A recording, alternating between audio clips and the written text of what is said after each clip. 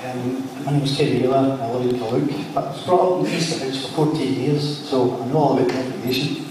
My question is this: I'm a yes voter, no two ways about it, but unfortunately, guys, see, when we get our independence, we've not really got true independence because we're still going to have the elephant in the room, which is the monarchy, which we need to abolish, and that is going to keep us down. You're talking about 1 million kids in poverty. What kind of ideal is that? We've still got a monarchy with an aristocracy supporting them. We need to get rid of them. You get rid of the House of Lords, yeah, but you haven't got rid of that upper class. Can you raise it as a question so we can ask our panel? Well, we talked about a modern Scotland. A modern Scotland, we need to be almost like a republic. We have to have it. Or you're not going to get real, true independence. Thank you, sir. And you will have a foreign monarch on the 19th when we get independence. Thank you, sir. Why don't we let Craig start us off since we're voting tonight? You hear me okay? Yeah. To be fair, keeping the monarchy doesn't seem to have hindered Canada's independence, or New Zealand or Australia. Because basically we've got a constitution and monarchy is constitutionally obliged to not have any power. So it doesn't actually affect us. But what independence gives us, this is crucial to just about every aspect of the running of our country, it gives us the right to ask ourselves, do we want a monarchy? If we vote no, we do not have that right. After the 18th, if we vote yes, we can have this discussion.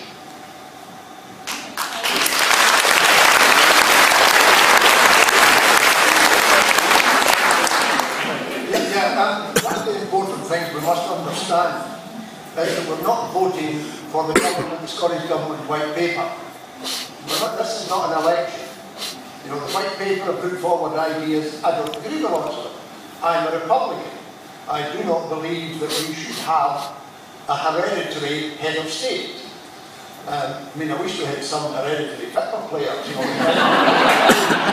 We don't.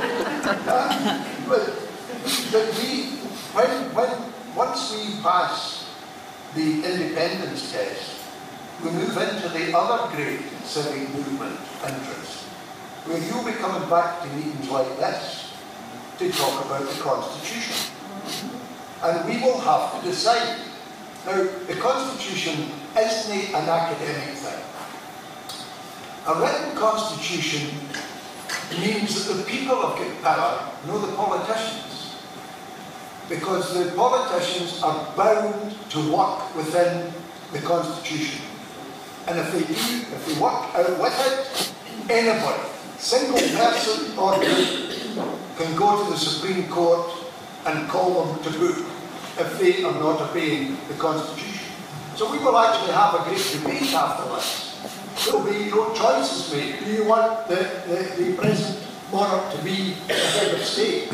You know the same as a monarch, by the way. You know, south of the border, she will remain the monarch. You can't have two monarchs in Scotland, and the people are the monarchs in Scotland. So even if they vote to keep Elizabeth Windsor, as I call the lady, even if they vote to keep her, the fact is that she'll just be a titular head of state, with no power whatsoever.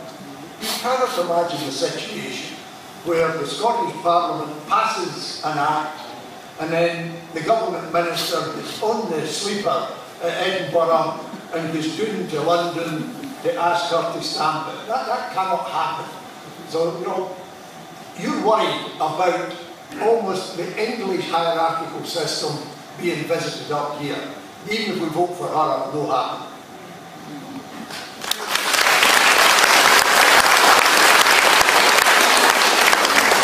And the gentleman with the wonderful moustache.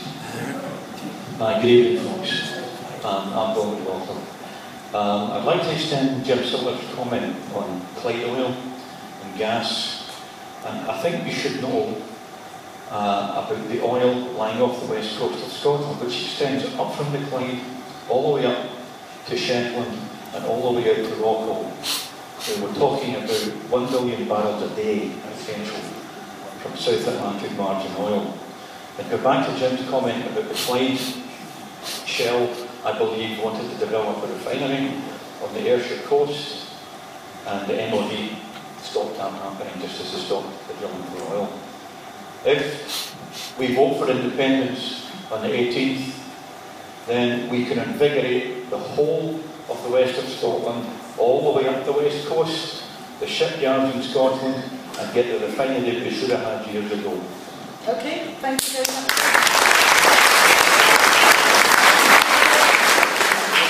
There's the lady at the back, and why for the sunglasses? If we can keep to questions, following statements, please. Thank you very much. My name's Bev, and I'm not from Carluke, but I don't know. So I've actually travelled quite a lot to hear these speakers because I'd really like to get to the bottom of this and make an informed decision. So I've heard Blair Jenkins and Nicola Sturgeon, I've heard Jim Murphy, I've even heard George Galloway, and I've even heard Tommy Sheridan, and I'm here tonight particularly to hear Mr Sillars because I'm sort of that generation that he was talking about. But the one thing that I would like to ask is, I've got an awful lot to be thankful for to the NHS. If it wasn't for the NHS, I wouldn't actually be sitting here tonight. So obviously that's a subject that's very close to my heart. But there's a couple of things that I can't quite work out. One of the things is, why are over 60% of the Scottish doctors going to vote no? That was in the last poll in the BMG on the 16th of August. Why also has there been about 400 million spent on private health care since 2007, and only the other day the Greater Glasgow has engaged Weight Watchers to look after the obese clinics? So these are things that, there's lots of questions I would love to ask and lots of subjects, but I realise that's very greedy, so I'm trying just to get some answers on that. And as far as TTIP is concerned, I know this has been a great worry for Dr Whitford, who I have a great deal of admiration for. But the other thing that I noticed that in 2013, because I've really tried hard to look at this in a proper manner, that a statement was made from the Scottish Government that they actually welcomed this because this would be good for Scotland. And it's just that I would like those questions answered, please. Thank you very much for listening to me. Thank you. Some of these questions, first of all, thank you for coming. We're really pleased that you had the courage to come and to speak up and answer your question. Some of the issues that you're addressing are more about current government policy than about independence per se, so I'm going to be mean and hand it over to Aileen to have the first response to you. There were a few things there. There's things about privatisation in general, current practices in terms of privatisation, and the impact of the European American agreement that is pending at the moment. On the issue that you raised around the 60% of doctors, I have a feeling, and I don't know the particular figures, but I have a feeling that was based on a 14% response rate to that questionnaire or that survey that they carried out. So I don't know whether it's entirely true to say that 60% of all doctors have said that they're going to vote no, because I think there's actually probably quite a lot of doctors, and you've certainly named Philip Whitford there, who's been one of the very prominent figures within the campaign for a yes vote, articulating very clearly why we need independence to protect our NHS. So I think people beneath some of the headlines have discovered that actually 14% of doctors were the ones that responded. So I think we can put that to maybe one side for now. The healthcare in Scotland, yes, Jim articulated it well as well. We need to have control of the budget as well as the policy making levers to make sure we can properly control our NHS. And there's an awful lot of things that do happen in the NHS to try and control things like waiting times as well. And that's where you see sometimes the engagement and deployment of private firms to be able to help cope, to make sure people get the services they need when they require it, to make sure they get better or get the healthcare that they absolutely require. And I know myself, I'm about to use the NHS quite considerably when I gave birth to my wee one in the end of December. But I've seen sometimes somewhere had listed the costings of that. If you were to be a parent in America, the costings of that process are horrendous to have a child in America. So at least in Scotland, and at least under the NHS, that is something that we can value, we can appreciate, we can protect to make sure that people don't have to face those onerous bills just to get that basic requirement in life, which is a healthcare service free at the point of need. And I think you're talking about some of the things that Aileen had mentioned in the Parliament around TTIP, but certainly in terms of our wholesale ambition, which is to keep the NHS as a public service, a public good that is free at point of entry, we absolutely need independence to make sure that we have the control over our NHS, and that will go if the UK government has that power over the NHS. If we don't vote yes in September, we need to make sure that we've got control so that we can protect our NHS. That will simply not happen if we vote no, because we have ultimately the opportunity to free up that market beyond our ability to protect it. So I think for those reasons, the budget reasons, to make sure that we can protect our budget, deploy our budget in a way that does protect the NHS, we need to vote yes. To make sure we can protect the founding principles of the NHS, we need to vote yes. And to make sure that we can improve the NHS as well, we need to vote yes, because if we don't have the budget power behind us, then that will just erode and erode, and we'll have to cope with the budgetary pressures. And that means as well that the budgetary pressures not just affect the NHS, but education and all the other things that the current Parliament has devolved power over. So I think, Philippa Whitford is certainly someone you should listen to, because she's there at the very heart of the NHS, and she's telling us very clearly that to protect the service that she chose to be part of, we need a yes vote in September.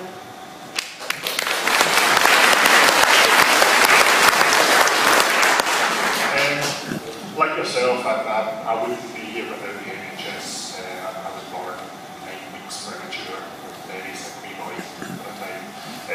Just to take your figure of the public-private health spending, there is a difference between purchasing some private services, either to buy specialist services or to cope with spikes in demand, and what they're doing in England, where they are actually selling off hospitals that we, the taxpayer, pay for and giving them to private companies wholesale.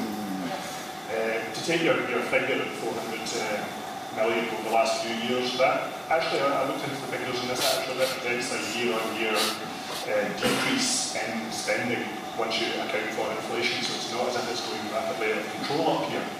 I actually took this point to the No campaign on my Facebook page, and they responded by deleting my comment and blocking my account.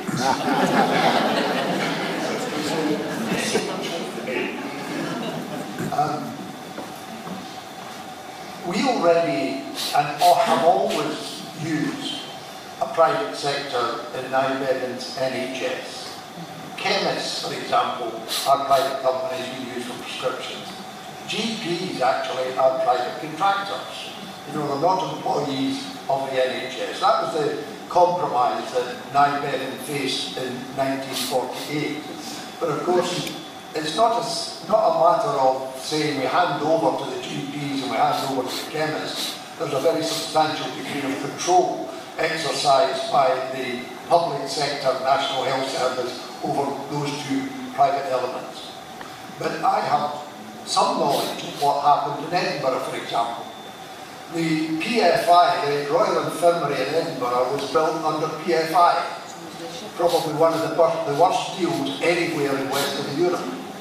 And one of the factors in it, when they transferred from the old Royal to the new Royal, was a massive loss of beds, which meant in some clinical areas a build-up of waiting lists.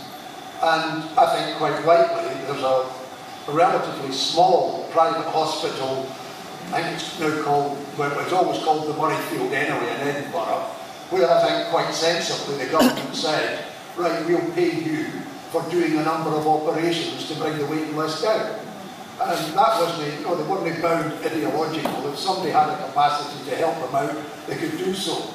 But the 400 million has to be seen against the total budget of the NHS in Scotland of 12 million. So we've got to get that in proportion.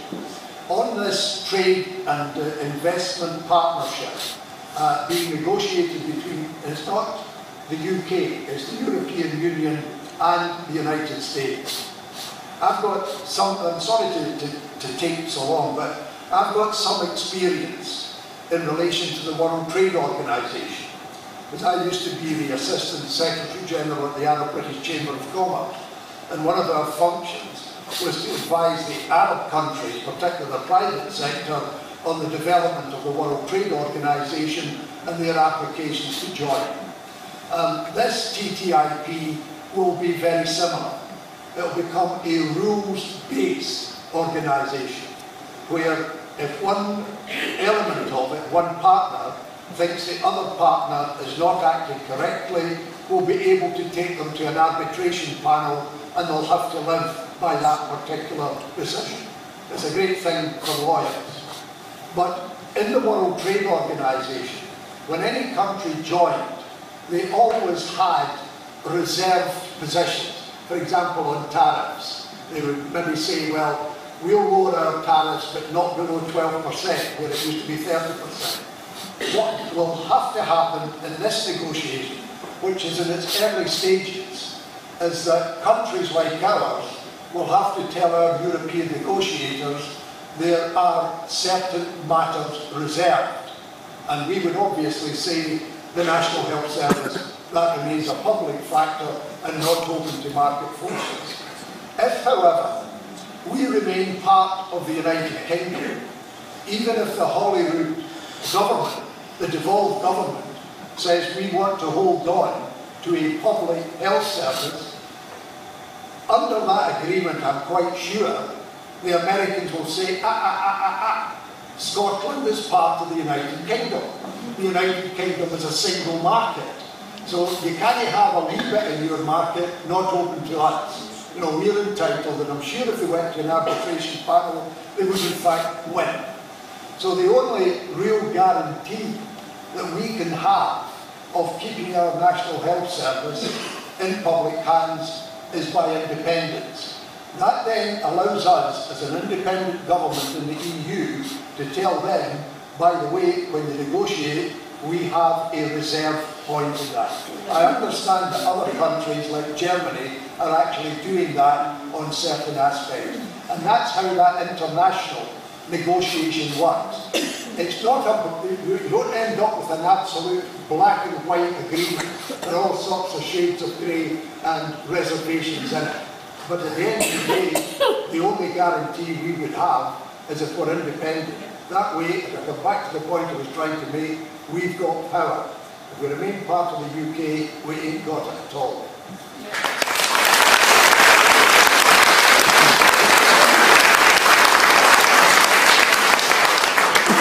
That helped the lady that was asking the question. Yeah?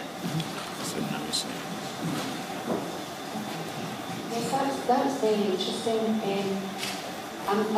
What really prompted me to ask about TTIP was the sort of negative way that Dr. Whitford actually portrayed it and said that if this actually came into being, then it could be privatisation for NHS Scotland by the back door because of the fact that America and the EU are our biggest trading partners. And that's why I actually asked the question.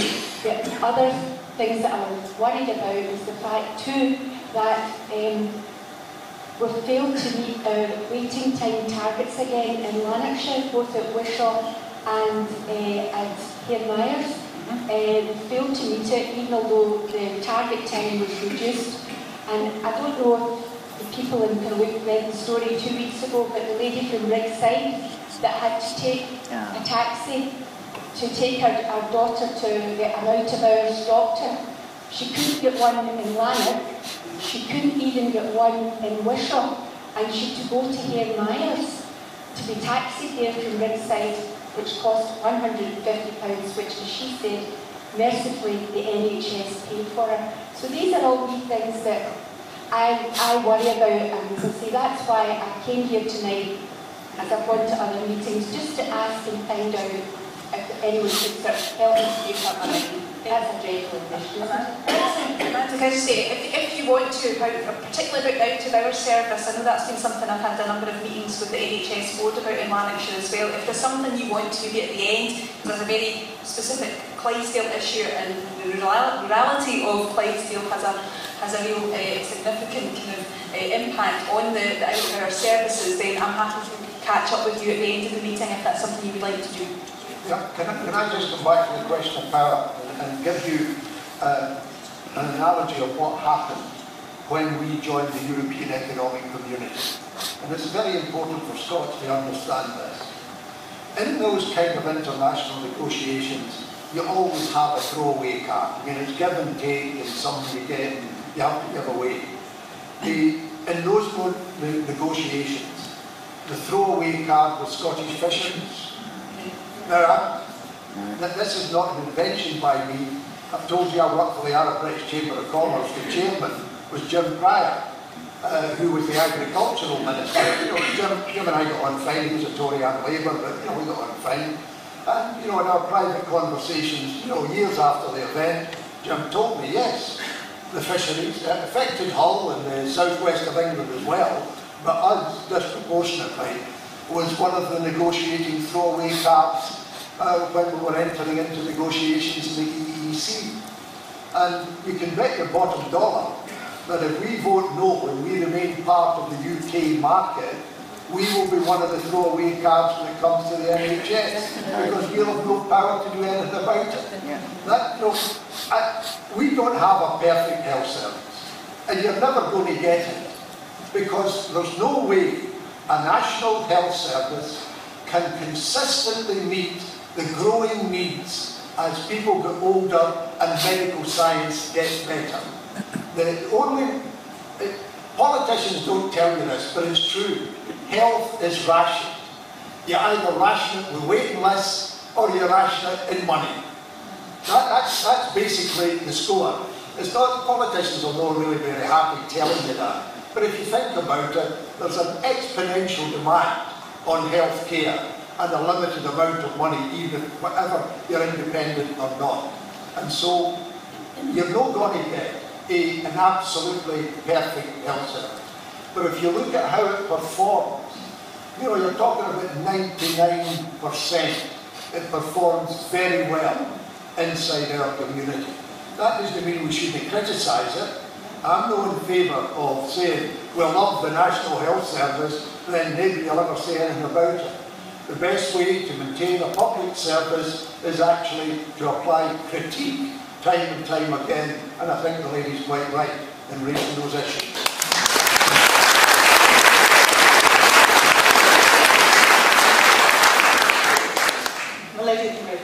Hello.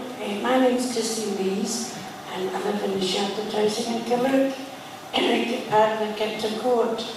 And I'm not worried about my pension or about this DLA allowance, but a lot of the people that I live beside will say, why are you voting yes? I said, well, I listen to a lot of debates on the television, and I truly believe what they're saying is true. And I said, well, what about our pensions and what about our DLA?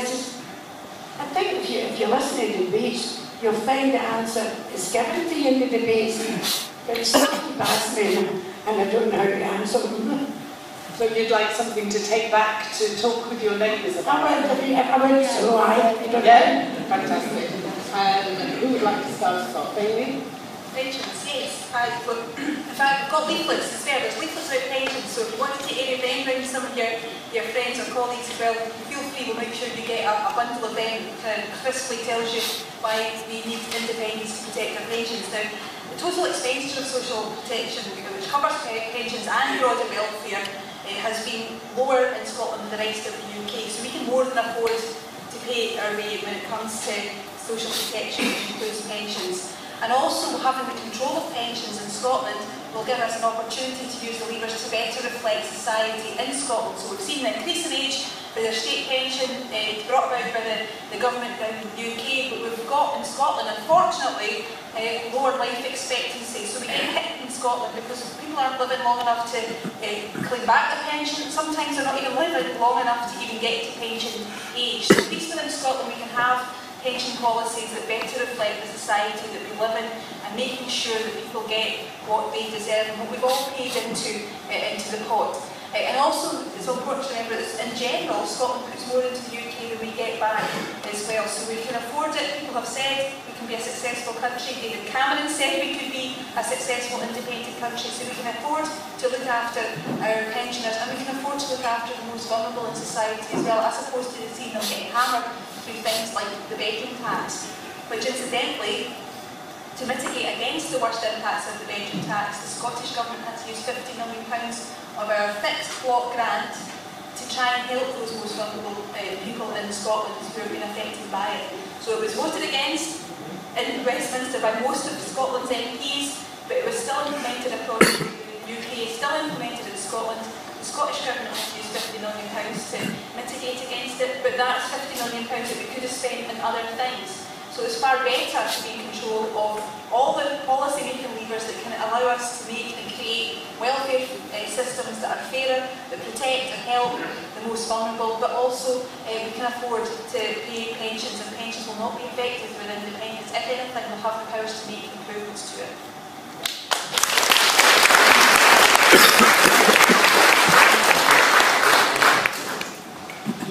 Yes. You have the answer.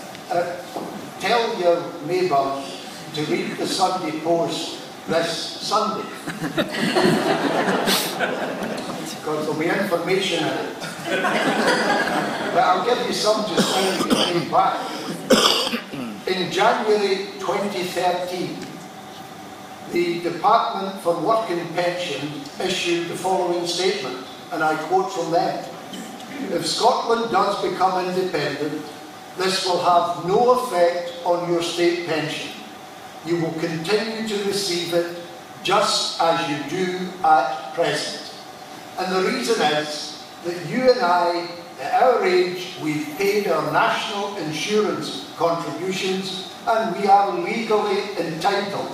Whether we stay in independent Scotland or independent Portugal or independent Spain, we get the pension that we have in fact paid for. That is the position. I think it's absolutely despicable what the No campaign have done. I heard Darling at it this morning on radio about the uncertainty over pensions. There isn't any. I'm a state pensioner. I'm as relaxed as can be about my pension. Because I kind of got to get it. They've told me down south. And, you know, they will deliver my pension as they are legally entitled. And it really is shocking that they've tried to frighten old people into belief that it is in fact in jeopardy. So tell them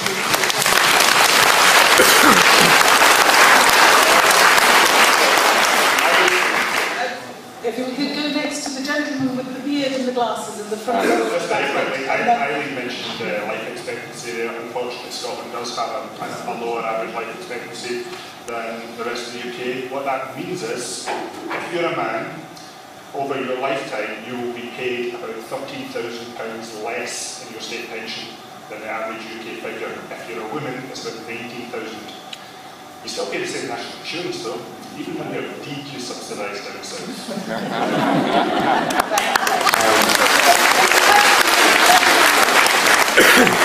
Gentleman here asked me to ask a question on his behalf. A very brief question. He is a former member of and has relatives in the Scottish Border Regiment who are apparently being posted to Ireland within the next few weeks over the course of the referendum. He wants to be assured that the members of that regiment will be able to vote, particularly yes, I presume, in the referendum. I have no authority to comment on the Electoral Commission, but if you're entitled to vote, then you vote. I don't think there's any question about that whatsoever. I would assume if there is a problem, any serving soldier could raise it with the Electoral Commission and say we need ballot boxes in Ireland because we are entitled to vote in Scotland if they live in Scotland. If they don't live in Scotland, they're not entitled to vote. You know, that's a fact whether you're in a regiment or you're not in a regiment. But if they're registered to vote in Scotland, as I know some of my pals' sons are, then the Electoral Commission should make sure that they are in fact able to vote despite them travelling outside the country. Because, you know, that's happened before. Forces have always been accommodated in those circumstances. So the only advice we can give is that that soldier should in fact ask his commanding officer what arrangements have been made for me to vote if I'm moved from Ireland to Ireland before the 18th. I mean, it's an army responsibility and an Electoral Commission responsibility. And when I get back to Edinburgh on Saturday, I'll email the Electoral Commission and I'll ask them, what are you doing about this? I don't have authority to say they'll do this, that and the next time, but I can certainly ask them what they're going to do about it. Jim's right. There are infrastructure in place. I'm afraid I don't know the specific details, but your colleagues are entitled to a service vote. It's similar to a postal vote. It's very specific for armed forces and civil servants posted abroad, especially at short notice. There will be mechanisms within the regiment to raise it. There will be mechanisms within the Electoral Commission to get that sorted. Sooner rather than later, if they can, if they're not sure who to go through the military route, if they contact the Electoral Commission as soon as possible, they'll be able to guide them. Now I can go back to the gentleman with the glasses and the beard in the front row. Got you there. This is for Mr. Sillars. My name's John McGurk. Do you think it's really necessary, if we get independence, to cut corporation tax? No, I don't. I keep saying I'm not voting for the white paper. I'm voting to be able to do something different once we're independent. I would certainly, the book I've written, I hope everyone would read it and make me a fortune. In the book I've written, I've divided capital. This is we're into socialist theory now. But I've divided capital between what I call big capital and local capital. Yes.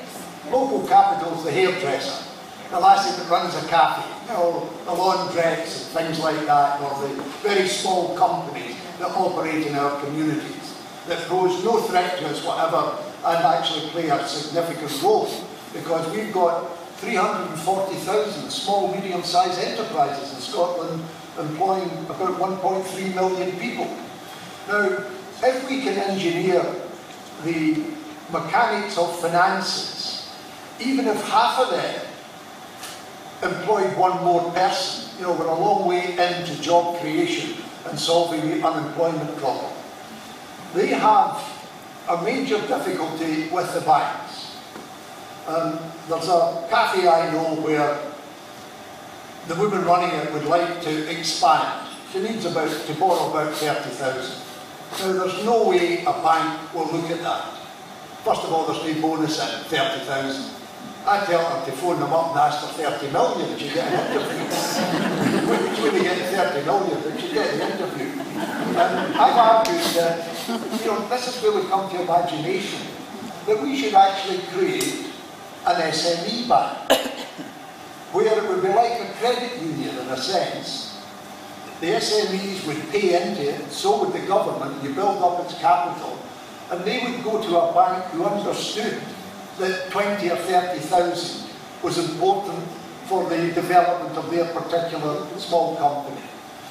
The big companies, no. I see no reason whatsoever for us to give these huge companies, that includes the oil companies, a 3% or even a 1%. They're doing okay, let me tell you.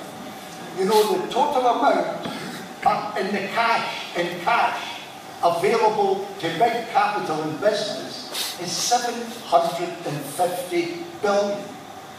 Folk don't know that. There's 750 billion sitting in cash that they're not investing because they can't see a progressive growth pattern in the British economy for some time to come. Now, why would you give them a cut in their corporation tax when actually in cash terms they're extremely rich? So these will be the great debates. Once we pass the 18th, then we'll have a debate. I'm in the SNP at the present time. I don't want Aileen to report this back. I don't intend to vote SNP in the first independence election. I'm looking for a socialist home to plant myself in.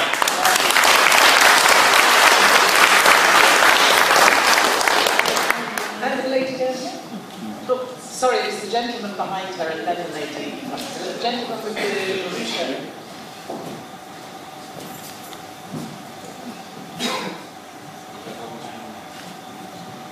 My name's Aileen, I come to Carluke. It's about the currency.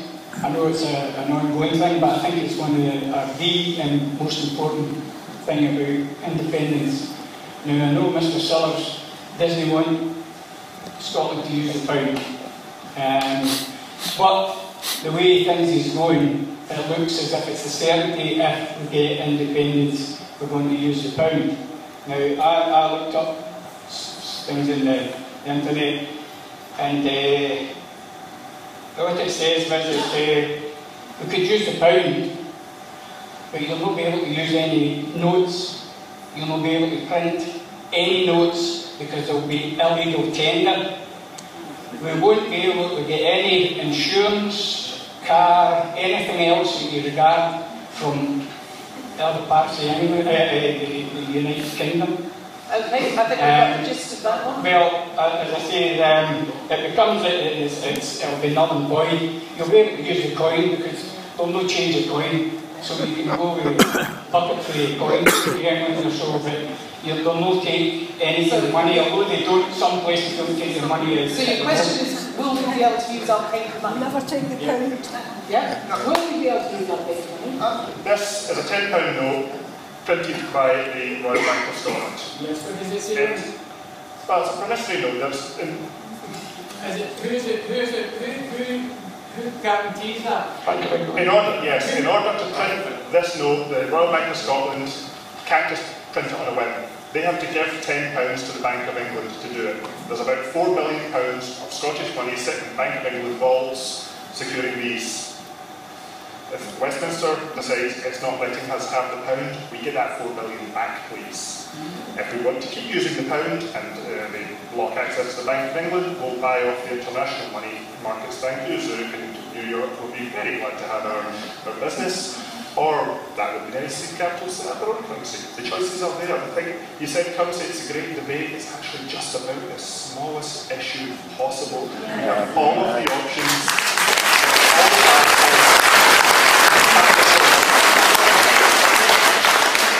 Do you think that when a Japanese group come to play golf in St Andrews, they phone George Osborne to ask if he can use the pound?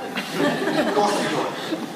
When you've gone to Spain, do you phone the central bank in Frankfurt and ask if you can use euros? Of course you don't. When you have an international tradable currency, dollar, pound, yen and the euro, anybody all over the world can use them, and they do. Nobody can stop us using the pound sterling. I don't agree with the currency union, as the man knows.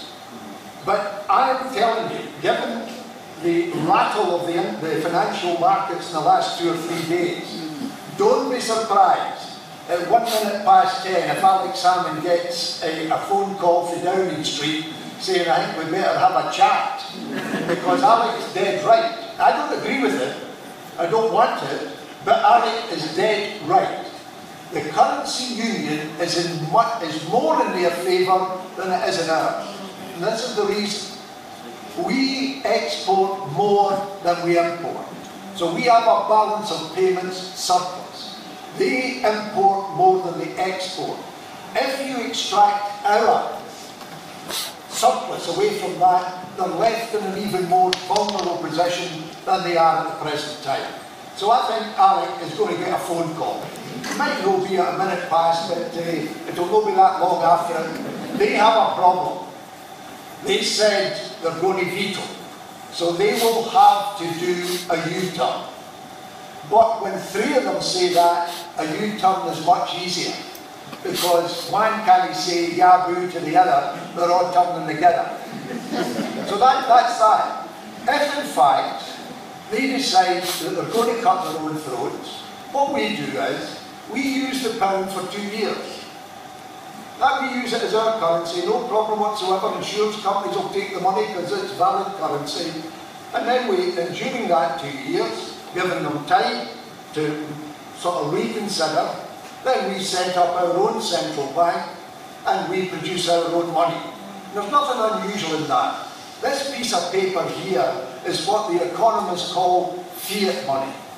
It is paper without any intrinsic value whatsoever. The day and hour you go into a shop and they don't believe that's of any value, they'll not take it. Or you don't believe it, you'll not take it either in your pay pack. This is fiat money, printing it, Singapore, Hong Kong, Uganda, Kenya, everybody did it, no bother at all. Setting up a central bank's no problem. The great thing, if we're forced into our own currency, is this. Because we export more than we import, we will get in massive amounts of foreign reserves. We'll be selling oil in US dollars, and we'll be selling vast amounts of the whisky, for example, in different currencies as well. So the Scottish Central Bank will be underpinned by very substantial reserves. There will be a management problem, and that will be the Scottish currency will tend to rise in value, and if we want it 1-to-1 for sterling for tradable purposes, we will have to manage that by interest rates. And Alec was quite right when he told Gavin, that's our preferred option, fair enough, but we have B, C and D are all viable, no problem at all. And you're quite right. In the sort of priorities in people's minds just now, when you mention currency, they go, oh God, we've had enough, we cannot do that. It's the National Health Service getting rid of the Tories. Yeah. Is one of the top ones. And I'm one favourite of that.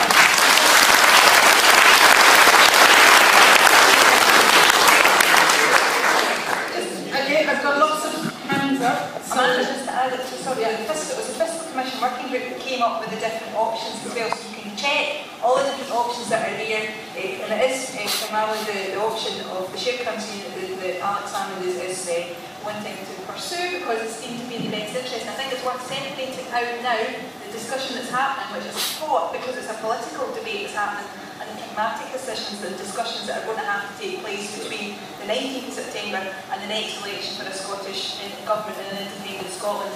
And all the other thing as well, Craig's got tenner, Jim's got £20, I've got some of Goldman's. The copies are on these guys after the debate. That's because I've got the same pension.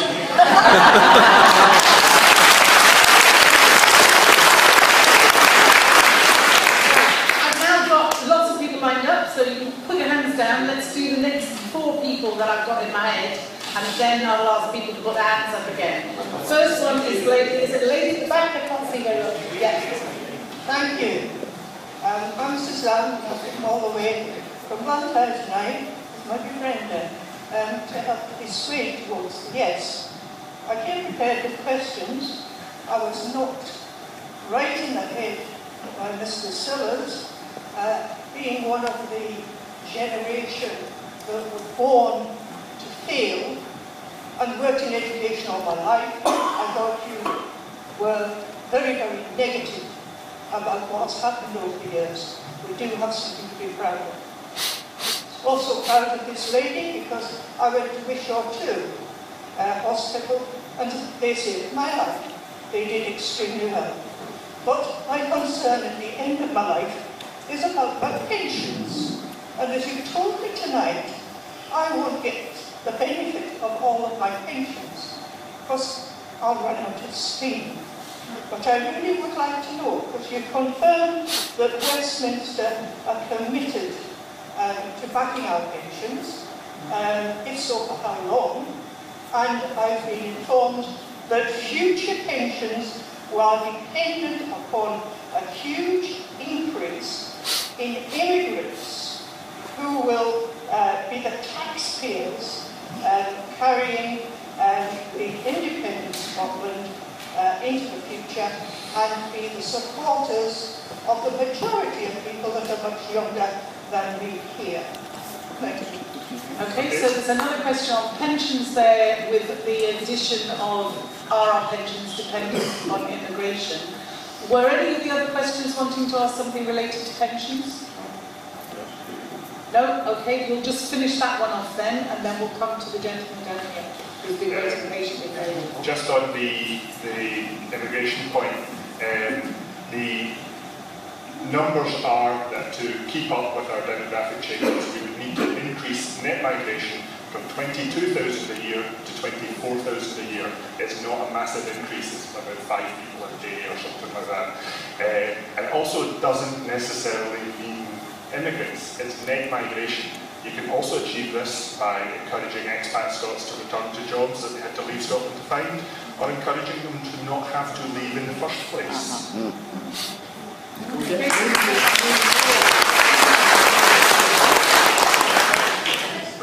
On the pension, they are committed to paying my pension until I die. Yep. And I have a parliamentary pension from my time at Westminster, and they're committed to paying that to me until I die as well. Whether I live in Scotland, Spain, Portugal, Germany, or any other. There's one country, I think, where that's not permitted. I don't understand why. But if I go to Portugal and I decide I'm going to live there, my parliamentary pension is paid to me irrespective of where I live. And that's exactly the same with my state pension. They are legally obliged to pay me.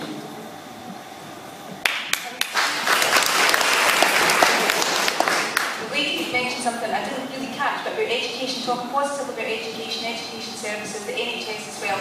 Of course we want to talk positively about both of those things and all of those things, and Scotland had a good story to tell about education and the health service, about how we can protect it. And I think that's one of the key arguments though for independence, because if Scotland can do a good job over the things that we have devolved competency over, then why not defence, then why not the economy, why not the welfare state and other things that are currently reserved to Westminster. I think the fact that we have done not too badly with the powers that we've got just shows that we are capable of having control over everything to move our country forward in the way that we want to do it. And I think that's a key reason why people should vote yes.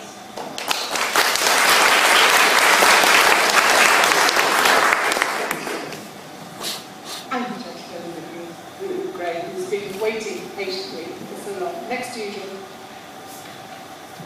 Hi, my name is Campbell. Bruce. Aileen is it Lanark? I'm not sure.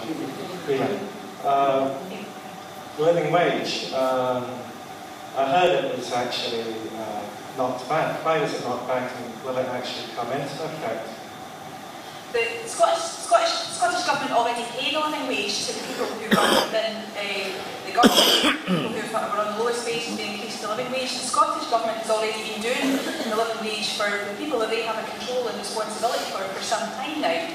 The reason around the legislation that was taken forward fairly recently in the Scottish Parliament that wasn't passed by the Scottish Parliament is because it wasn't deemed to be competent that that could be the case. But what we've outlined in our white paper is that we want to make sure that the minimum wages rises in line with inflation at very least, but also to consider the living wage as well, about how do we make sure that's a reality in Scotland. And there's one, Nicola Sturgeon is particularly keen on this, and there's a Fair Working Commission is proposed within the white paper about looking at the cost of living, looking at wages, and making sure that we can get a situation where it isn't a low-wage economy in Scotland, that we're not seeing people who are working damn hard and never getting out of the bit because their families are still living in poverty, they're having to go to food banks.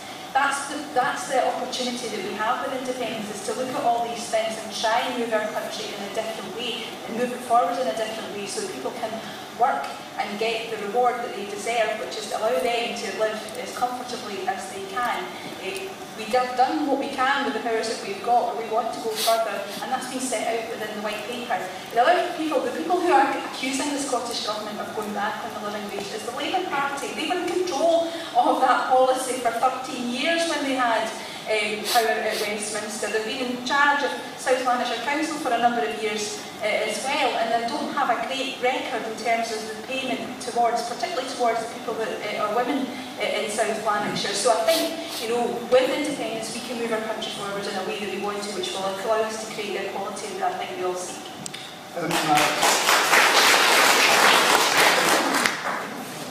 We have to tackle inequality, and you have to have positive policies to do that.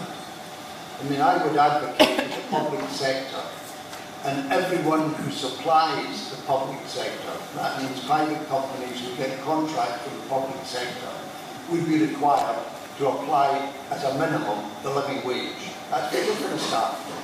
But we can do more than that in the public sector. You can always use the public sector as a lever. I argue very, very strongly that in the public sector, we phase it in over a 5-year period. By the end of the 5-year period, no one at the top in any of the public sector gets 13 times more than the one at the bottom.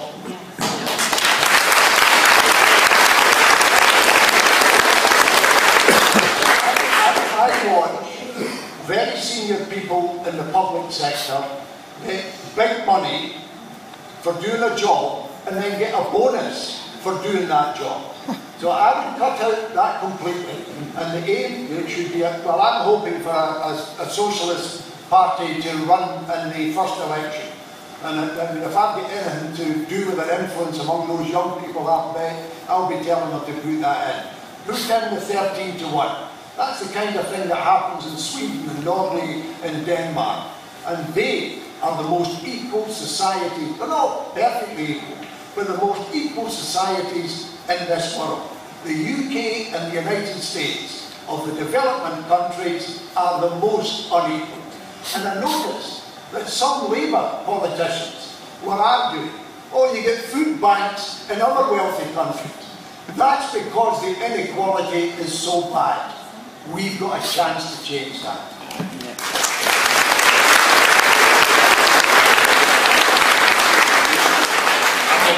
I've always been a little bit confused about this distinction between a minimum wage and a living wage. If the minimum wage isn't enough to live on, why are we allowing companies to pay it?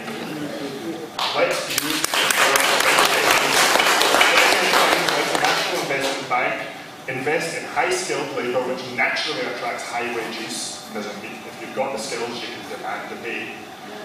And let's bring up the entire wage and skill base of Scotland through that. Bring back manufacturing. I work with a company, we build high-tech lasers and all that equipment. It took me 9 years of uni to get to the stage where I can even start working on these things, and I still feel incredibly inadequate doing it. So it takes me about a week to build a laser. When I sell it, it costs more than your house. That's the sort of technology we can bring to Scotland if we have the will to do it. Can I tell you a young man got up at a meeting in Patna the other night, and he said, I'm an electrician. Can I get work in Ayrshire? I work in Aberdeen. I'm at the lower end of the electrician's scale. I get £16.50 an hour. The audience nearly fainted. That's the difference between full employment and high unemployment. And we have to have a policy that drives for full employment. Because the only thing working class people have is the ability to sell your labour, whether it's physically, mentally or intellectually. If you can't do that, and it's a high unemployed society, you're in a fix. You're at the job centre and then you're subject to sanctions if you don't like it. So the priority for the first independent government actually has to be a drive towards full employment. When you've got 100 folk chasing one job, the working class are in a very, very poor bargaining situation. When one employer is chasing 100 workers, they're in a good situation. And we're not going to make it in 2 years or anything like that. We're not talking about utopia or nirvana. but that should be the driving agenda for every working class person in this country.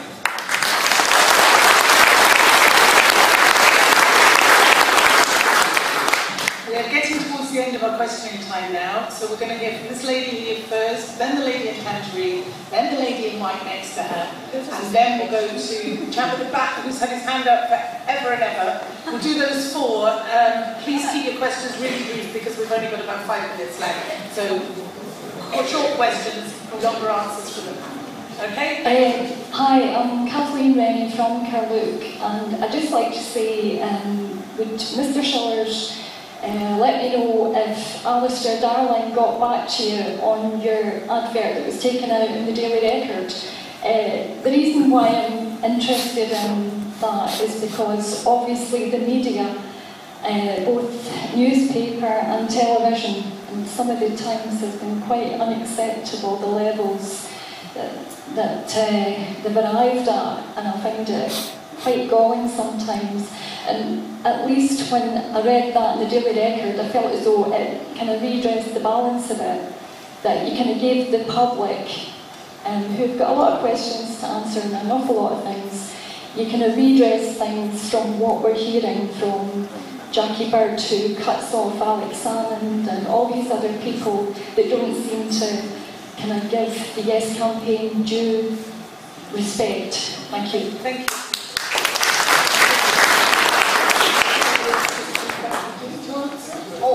I thought you were doing them all. No, it was just... That's no problem. No, Alistair hasn't replied. We did it quite deliberately to rattle in the morning of the debate. Because I've been in that position before, and I'd be on that platform wondering when the questions were going to come. And they were all legitimate questions. There'll be another legitimate question put in due course as well. £10,200 of a fee for a speech at an event by Sinbin, which is in fact a company operating private healthcare south of the border. There's 200 MPs and peers with actually, Alistair doesn't have any financial interest, but there's 200 of them down there who actually have financial interests in private healthcare south of the border. He didn't answer it. I like Alistair, let me tell you. My wife called him the abominable nomad. But she still liked him. Don't worry about the media. We can't do anything about them. You know, the BBC has an instinctive bias. The newspapers are run by people, external ownership to us by and large. What they never calculated for and don't understand is that below their radar, meetings like this are happening. Can you imagine a no meeting like this? No. What's happening with this is the greatest civic movement we've ever seen. We are engaged in a mass self-education movement. I was in Port Glasgow last week, and a chap said, here's my mother coming. About a 60-year-old woman, he said, 3 months ago, just a normal, he says, she's been on that social media. He said, nobody can take her on. There's economics, politics, and social policy. And that's the greatest thing that has happened to Scotland. We suddenly have, outside probably of Catalonia, we are now the most politicised and best educated in economics and social policy of all the people in Western Europe. And I can't extol our way of doing so, but you can, we should congratulate ourselves.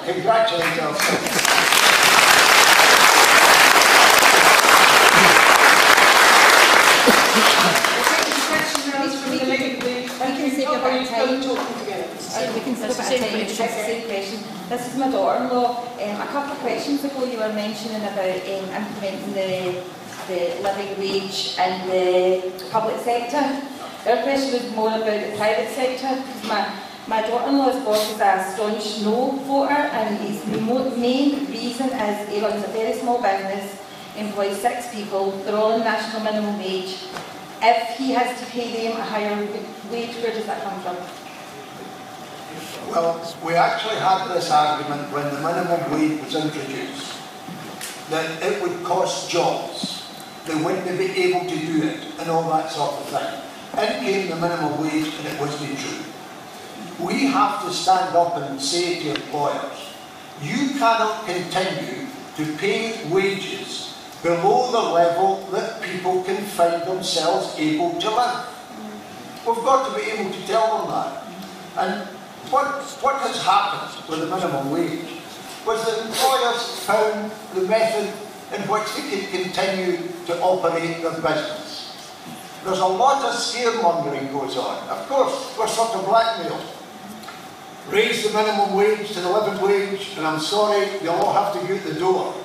Is he going to close his business? Because he needs those workers. Otherwise his business can't operate.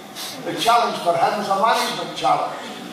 Your costs are going up, your labour costs are going up, the same as sometimes your material costs are going up.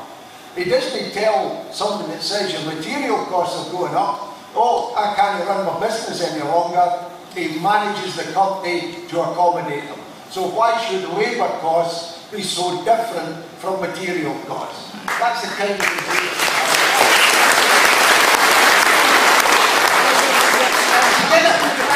Waiting for a very long time. He's got his hand up. It's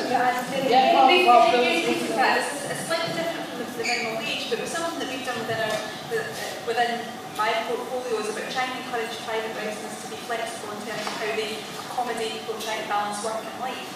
And that was a challenge for small businesses. They were finding it, they were fearful about it, but what was found is that productivity went up, morale went up, and it was a really positive thing for businesses. So I think it's about how we engage with businesses as well, about how we work with businesses to make things less scary as well for them, so that we can move forward in the direction I think we all want to. But that I think was quite a kind of good example where people working towards. What did she say? What I'm saying is, he's saying, you're saying raise the minimum wage, he's saying I can't afford it, but he gets charged every month pounds and pounds and pounds to recycle stuff, whereas we get it free in our house. So if he didn't have to pay that, he can maybe pay an extra member of staff. And that's why the Scottish Government got rid of the small business, introduced the small business bonus to try and at least help the very smallest businesses cut through some of the red tape. And at the moment Scotland's got one of the most favourable tax regimes for small business in the rest of the UK. So we've done to try and help cut through red tape, cut through bureaucracy and help small businesses. We're going to need small businesses and entrepreneurs to allow us to provide the opportunity for people to live and work in Scotland. You have to phase it in the private sector. You know, we're not stupid. We know that some employers will have a genuine problem. So you phase it in so that they know what's going to happen and their business plan takes account of that. As Aileen says, the government can assist. If the Federation of Small Business comes up and says there is a specific problem, you can help solve it, then we've got the power to do that.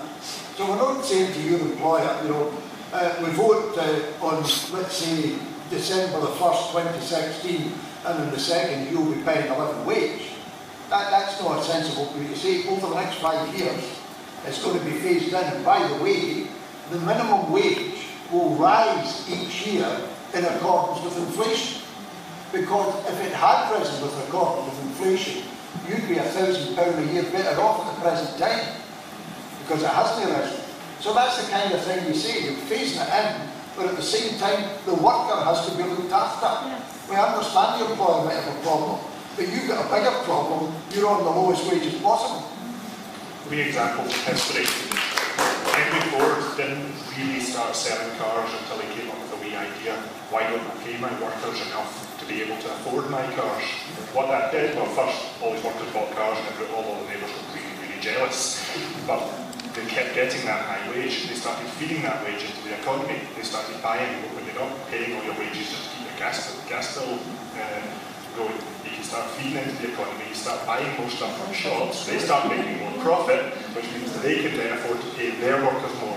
This is a rolling effect that boosts every level of the economy, especially the local economy that Jim mentioned earlier.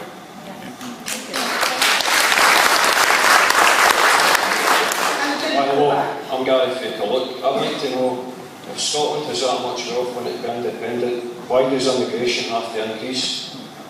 Okay, thank you. That's a nice, short, sharp question. I like that. Craig, you mentioned... Yeah, on that as I said, net migration needs to increase. This does not necessarily mean bringing in immigrants. It can mean bringing back expat Scots. It can mean keeping Scottish people here, working here. But it's not a very high level. If you assume that extra 2,000 people a year, if you assume that every single one of them is not a Scottish national, not even a British national, because it's an immigrant coming in, it would take, to get Scotland up to the same immigration level as the UK average, it would take 190 years. This is not a mass flood of people coming in. Anyway, we could be importing skills, we could be importing employers. Not everyone coming in will be simply content to be an employee. If 10% of these immigrants decide, I'm going to set up a business, whether it's a shop, whether it's a factory, and then they employ on average 10 people each, well, you've just employed your 2,000 people a year just from that group. We're losing 30,000 people a year at the present time because the prospects aren't very great. If we increase our population, then there's a bigger home market. You know, there's a bigger demand for cans of beans, for hairdressers, for taxis, because there's more folk wanting those particular kind of services. I'm in favour of operating pretty much the same policy as Canada and New Zealand do, which is they look for people coming in who have something to give to the community, either their skill set or their investment. We're not talking about an open door. You can't operate an open door policy because local authorities couldn't deal with that.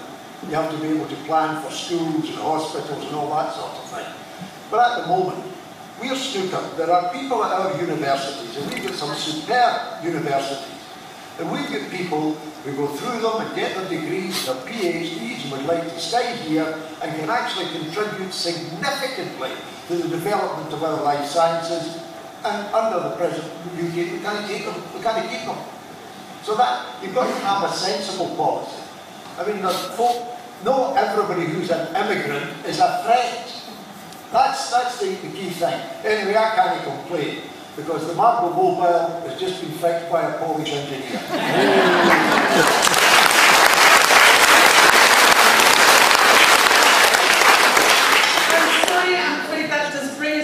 Our time tonight, and I know that a few of you still have questions left to answer. I hope that you've enjoyed this evening. I would like to thank our panel amazingly, because I think they've given us some great answers. And it may well be that if you still have burning questions and you want to hang on, we might be able to get you some individual answers. So thank you all very much for coming. Please.